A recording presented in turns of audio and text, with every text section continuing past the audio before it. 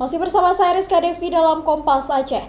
Saudara Badan Meteorologi, Klimatologi, dan Geofisika Stasiun Meteorologi Kelas 1 Sultan Iskandar Muda Banda Aceh memperkirakan awal musim penghujan di Aceh terjadi pada akhir Oktober dan mencapai puncaknya pada November hingga Desember 2023 mendatang. Aceh, salah satu daerah di Sumatera yang terkonfirmasi sudah mulai memasuki musim penghujan. Perakirawan cuaca BMKG Stasiun Meteorologi Kelas 1 Sultan Iskandar Muda Banda Aceh memperkirakan puncak musim hujan akan terjadi pada November hingga Desember nanti.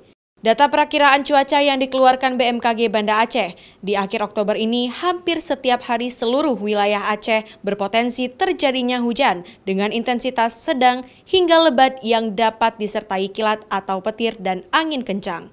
Peringatan dini cuaca ini karena curah hujan cukup tinggi dari biasanya. Di wilayah Provinsi Aceh itu berpotensi hujan ringan hingga sedang, yaitu di wilayah Aceh Tengah, Aceh Timur, Aceh Utara, Gayo Luas, dan sekitarnya. Diperkirakan musim hujan puncaknya terjadi di bulan Oktober akhir dan berlangsung hingga Desember.